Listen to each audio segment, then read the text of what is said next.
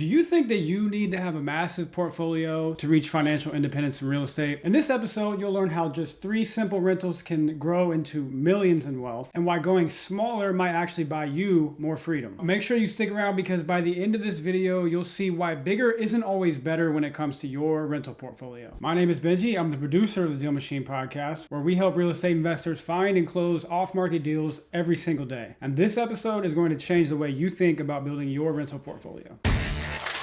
I know a lot of the conversations you have around DealMachine, and what DealMachine is so good at is helping you find deals. What I'm going to talk about today is kind of the next step, is sort of higher level. When you start buying properties, how do you actually get financial freedom with those properties? How do you take this to the next level, specifically with rental properties? You hear so many people talking about going big and 10Xing and being the biggest investor in the room. And that's cool. Like, there's some people who want to be that biggest investor, and that's fine. There's nothing wrong with that. But I also know there's a lot of people who that's intimidating. And you're like, well, what if I just got a few properties? Like, could I just get 3 properties or 4 properties and still make a lot of progress? And the answer is yes. Like, you don't have to be big in order to be successful as a rental property investor in particular. And so what I want to share with you today is sort of like it's a specific case study of this small and mighty philosophy that I share about, that I wrote a book about. And I want to talk about a concept. I don't know if you've heard about this, that there's financial independence means eventually having enough rental income or financial income coming in from your investments where you don't have to work. You don't have to wholesale. You don't have to go to a day job. You have your rental income paying for your lifestyle. That's what I define as financial independence. And most people think, well, I've got to like work for the next 30, 40 years doing that. I'm going to have to grind away. And then maybe one of these days, 20, 30 years from now, I'll be able to finally have some freedom, but I'm going to have to work really hard for the entire time. And there's actually an alternative track to that. And that's what I'm going to talk to you about today. It's called coast financial independence. It's kind of like when you're in a car and you take off your foot off the gas pedal a little bit and you just kind of coast down the road. That's what this idea is. The idea is like, how can you work hard for like a few years on the front end and then maybe have some flexibility and freedom after that and be able to just coast a little bit. So I'm going to share some numbers with you about how this might work, and I'm going to give you an example, adjust these numbers depending on where you live. I started with a little higher number. Let's assume that there's a couple that makes $180,000 per year. And they live in a metro. I grew up in metro Atlanta. I live in Clemson, South Carolina. Let's say they live in the metro Atlanta area, and they decided they want to have financial freedom. They're working their jobs, but they don't really love their jobs. They're like, I'm making good money, but I'm kind of trading my life for this job, and I'm working all the time. I'm not home with my kids enough. But they say, you know what, we're going to work hard at this job for the next few years, and we're going to pile up a few properties, and then we're going to maybe make a life change after that. And so I want to show you what that might look like if they did that. So let's say like the very beginning, they make 180,000, and they're really good savers. Like like Dave Ramsey live on beans and rice, and they don't spend a lot of money, and they're able to save for those first few years $90,000 per year. And that's a lot of money. And so if this isn't your number, like maybe they're saving 20, you got to save whatever you can save. But this couple like saved a lot of money, and they said for those first 3 years, we're going to try to buy 1 house per year during those first 3 years. And here's an example of what the numbers might look like for that house. And these are real numbers in my area in Clemson, South Carolina. There's some new construction houses that I'm working on that I told Matt I'm working on that are worth about $350,000. That's the full value of these properties. And we're trying to build them for about $280,000 all in. So that's including the land, that's including new construction. And so this couple, they say, all right, we're gonna either build a house or we're gonna buy a remodel property. We're gonna do a BRRRR strategy. We're gonna do something where we buy this house and we keep it in a good location. And they have to put about $90,000 down on this nicer property. This is like in a pretty good location. This isn't the cheapest properties. It's not the most expensive, but it's like kind of middle of the road property in Clemson, in my area. And they have to put $90,000 down, and they get a $190,000 loan in order to hold this property for a long time. That's what the original numbers look like. And they do the same thing 3 years in a row. Year 1, year 2, year 3. So does that make sense so far? They save up money. They buy 3 houses, nothing crazy, right? And what I have drawn here, this is an example of what they might have done. Like, I actually did a deal, I told you earlier, where we bought this house that had a house on one lot and had an extra lot to the side, and we tore the house down. So the house needed so much work and it really wasn't worth doing $120,000 worth of repairs on this house. So we tore the house down, and we went to the city and applied to replat this property. Sometimes it's called a subplat or a small subdivision. And this lot met all the zoning to have a little bit smaller lots. And that's the key to unlocking these kind of deals, is understanding what the minimum square footage of a lot in this zone is. And so we figured out, and we had to hire an engineer to help us do this and a surveyor. But long story short, we were able to get 3 lots out of this land. And so this couple's situation could have fit this deal that I did perfectly. They could have built a new construction house on each of these lots over the next 3 years. That's just one example, but there's lots of ways to do this. The main point is they didn't work for 30 years to buy a bunch of properties. They just worked for 3 years to buy 3 properties, and they're busting their tails, saving a lot of money. So let me show you some of these numbers, what this might look like. This house in my area would rent for about $2,000 per month. There would be about $800 in operating expenses. So this is like your taxes, your insurance, your maintenance, let's say you pay a manager to help you manage the property. So it's like management, maintenance, taxes, insurance. You might have to pay like rental license fees. I have to have a rental license in South Carolina. So this is everything except for the mortgage payment. And what's left over right here is the $1,200 per month. That's called your NOI, your net operating income. It's probably the most important number. When you buy rental properties, this is the most important number in rental properties is your NOI, because this is what your little rental property produces. And it's what you can use to pay the mortgage. It's what you can use to have cash flow. So you've got to get really good at figuring out your NOI. And on this property, the NOI is $1,200. And I'm assuming in this case, we are just going to barely break even in the very beginning. Like we have a mortgage of $1,200 per month and a 6.5% interest rate for 30 years. This is the principal and interest payment. So it doesn't include the escrow. The escrow would already be included in operating expenses. So the point is, that point I want to make to you here, these deals are not cash flow kings. Like these things are making just $0, but at least they're breaking even. All right. So we have bought them at 80 cents on the dollar.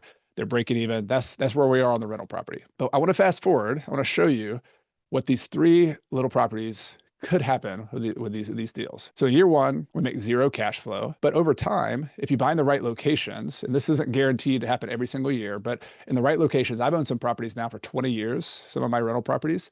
And if you buy in the right locations, the rentals tend to keep up with inflation. So the rent amount, like I have a house that I bought in 2009. When I first bought that house, it was $950 per month in rent. Today, that same exact house is $1,800. So it's about double what the rent was originally. And so one of the strategies in real estate, you want to make cash flow if you can, but also today's a little harder to cash flow in rental properties, right? And so sometimes you got to figure out, you got to buy in locations where there's a little bit of a growth potential. And so in this case, I want to show you what it would look like. So if the rent went up, remember we fixed our mortgage payment, that's set for the next 30 years. But in year 0, we got $0.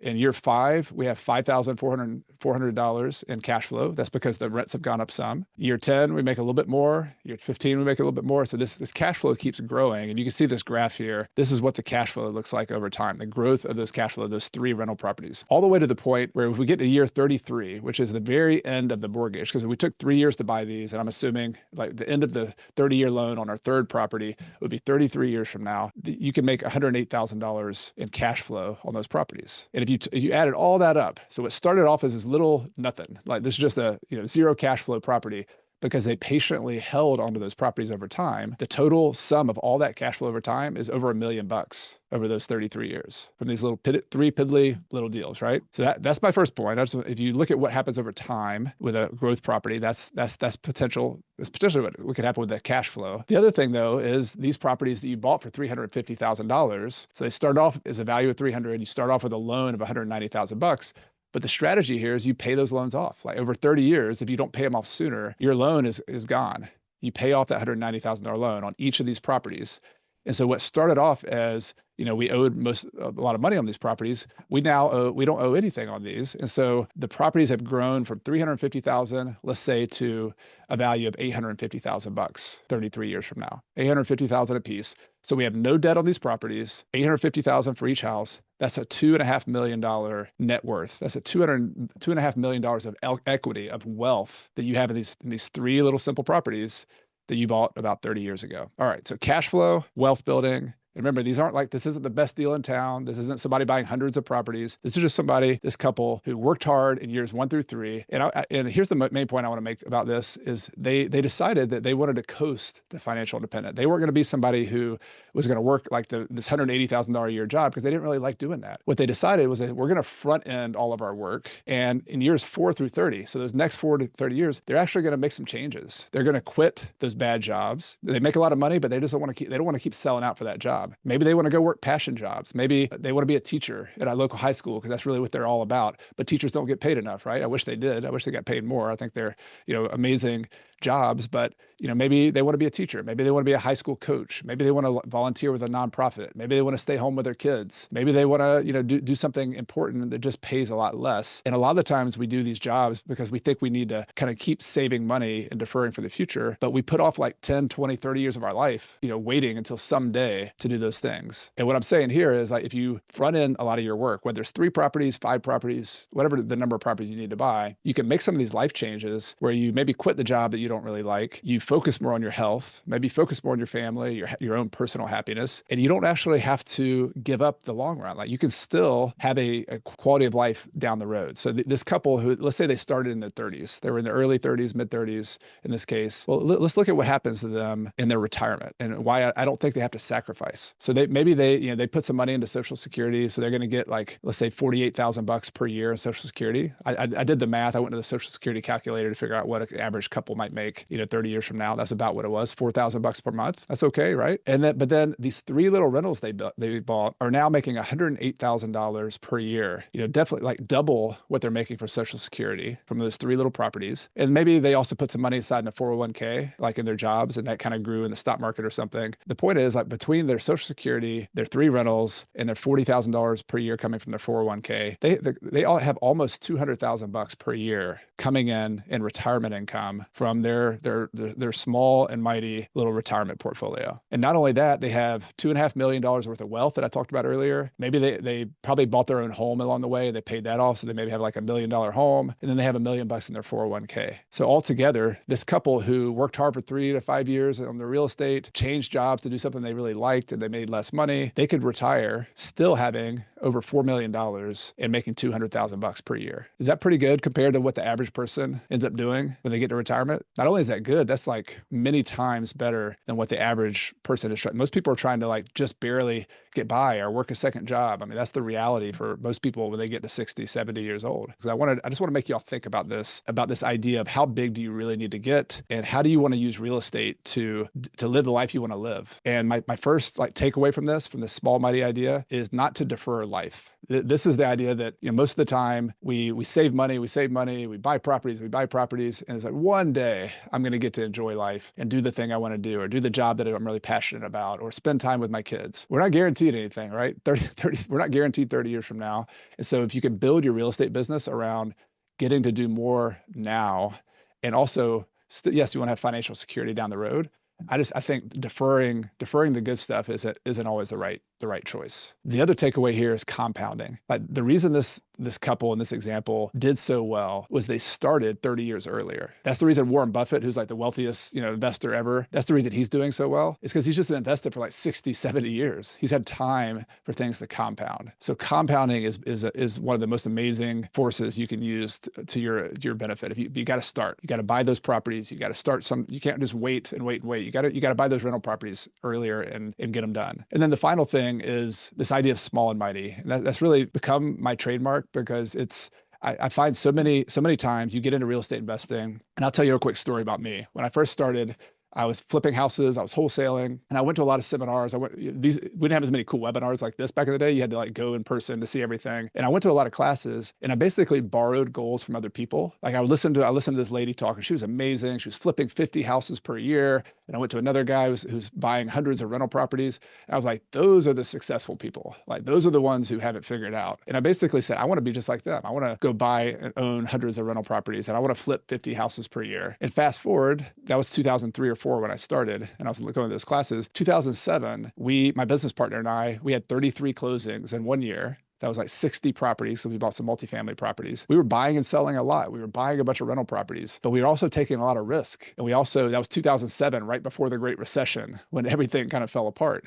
And we had to kind of hold on by the skin of our teeth to actually survive. And we did survive. But my point is that going big and 10Xing and all that, it works for some people, but you don't hear all the negatives that normally go with that. And it's overrated, to be blunt with it. And what most people who become millionaires and have a peaceful life and enjoy their life, they do it like one rental at a time. They buy one house, they buy one little duplex. It's nothing crazy. There's nothing, you're not gonna be like the most impressive investor on this podcast or something like that. You just buy one property, and then you buy another property, and then you buy another one, and you stack those up, and then you hold on to them over time. And over time, it gets a lot better. And that small and mighty style of investing, not only is it good and it makes you a lot of money, but it also gives you a lot more life. It gives you a lot more time, a lot more flexibility, because the bigger you get, the more systems you have, the more processes you have, the more people you have on your team, the more things you got to manage, the more things you got to pay attention to. And so this is really about just keeping things simple. And it doesn't mean that you have to have 3 properties. Like if 3 properties isn't enough, totally fine. I mean, I think some people want to get bigger than that. I've gotten bigger than that. But the point is, like, what's the small and mighty idea is, what's the smallest portfolio I could build that would still accomplish my financial goals, but that can give me a lot of flexibility of time? They make me a time billionaire instead of just trying to be the person with the most money in the room. That's the idea of being small and mighty. Thanks for listening to the DealMachine Real Estate Investing Podcast. Please leave us a review and follow along wherever you're listening to your podcast.